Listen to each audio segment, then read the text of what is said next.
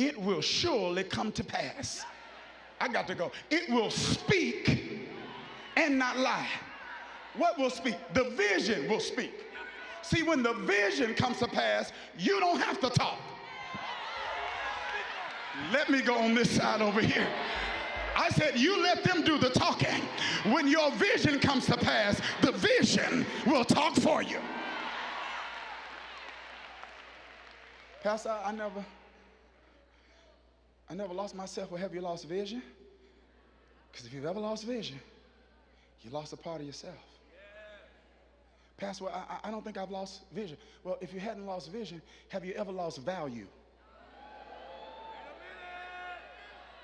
This is, have you unconsciously and unintentionally dimmed your light? Okay, let me go over here.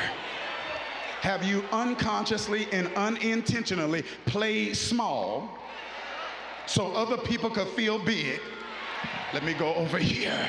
Have you ever unconsciously acted like you couldn't do what you know you could do? That you don't have what you know you got? And that you don't know what you know you know? Come on here.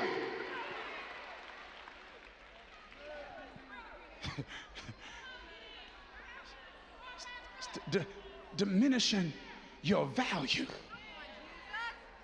I love this. It is, how real can I be in the arena?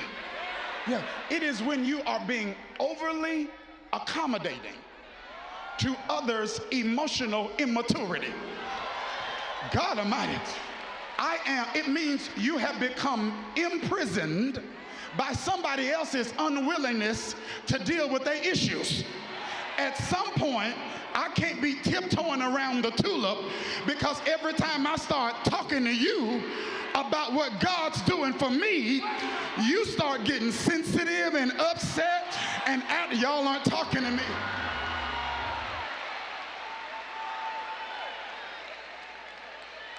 And insecurity and emotional immaturity has a language. It uses certain adjectives. And one of the adjectives that's in the language of the emotionally immature is lil. Not little, lil. L-I-L. So when they come to you and say, you still got that lil job? You still got that little business? You still got that little church?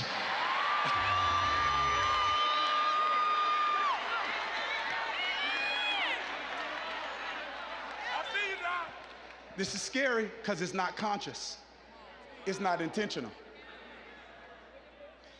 And in some sense, it's not healthy, but in some sense, it's admirable.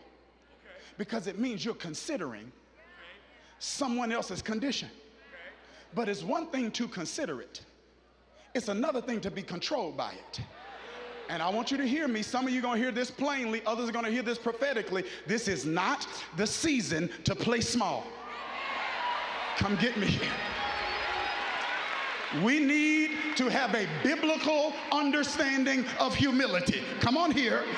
Humility, come on here. Humility should not be confused with denial of ability. See, some stuff people call arrogance is not arrogance. It's awareness. It's called self-awareness. It's the first quadrant of emotional intelligence. And when your mind has been discipled by unhealthy religion, the only self-awareness you feel comfortable with is sin. So if I ask you about you, the only thing you can tell me is what's wrong with you.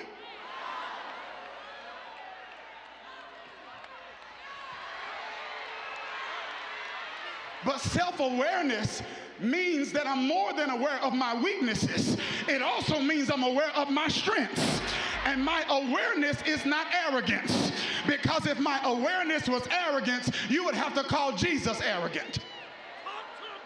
Because he's the one that said, I am the way, the truth, and the life. No one comes to the Father except through me. He's the one that said, destroy this temple, and in 3 days. Here's what one writer says. Humility isn't, he says, humility doesn't come from you being unaware of what God gave you and what you can do. He says, arrogance comes when you forget who gave it to you. That's so good.